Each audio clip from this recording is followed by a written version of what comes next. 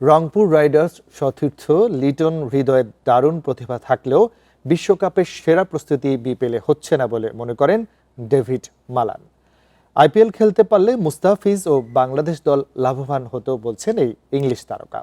BPL দিয়ে ক্যারিয়ারে উত্থান মালানের, এবারও বাংলাদেশের লিগ উপভোগ করছেন। ডেভিড মালান যেন বিপিএল এর সোনালী অতীতের ধারক ও বাহক। বড় তারকাদের মধ্যে এখনও নিয়মিত খেলে যাচ্ছেন। ইংল্যান্ডের জার্সিতে অভিষেক হওয়ার বছরখানেক আগে 2016 সালে নাম লেখান এই লিগে। তখনও কল্পনা করেননি ইংল্যান্ডের হয়ে খেলতে পারবেন, 3 ফরম্যাটে বিশ্বকাপ জয়ী দলের সদস্য হতে পারবেন। আমি কখনোই ভাবিনি জাতীয় দলে খেলতে পারবো।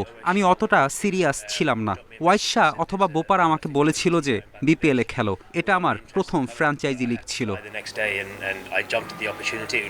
মালান মানেই চোখের সামনে ভেসে উঠবে 4 ছক্কার ছবি। তবে রাইডার্সের হয়ে এবার একটু ভিন্নভাবে দেখা যাচ্ছে তাকে।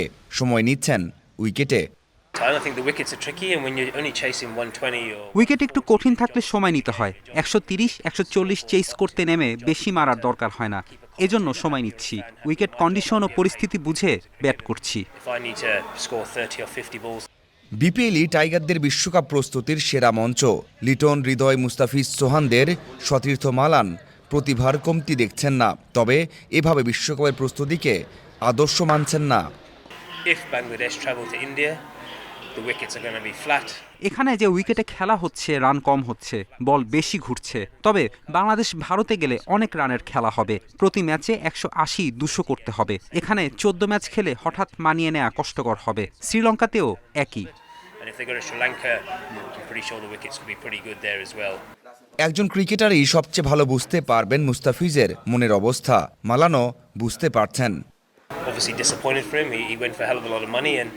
মুস্তাফিজ আইপিএলে খেলতে পারছে না, এটা অনেক খারাপ হয়েছে ওর জন্য। এমন একটা বড় লিগে এত টাকার বিনিময়ে খেলার অভিজ্ঞতা মিস করলো।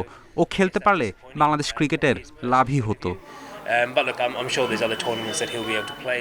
এই আসরে এখন পর্যন্ত 5 ম্যাচে 49 গড়ে করেছেন 196 রান, স্ট্রাইক রেট 107, 50 করেছেন 2টা। Mazharul Islam, independent news, Sylhet.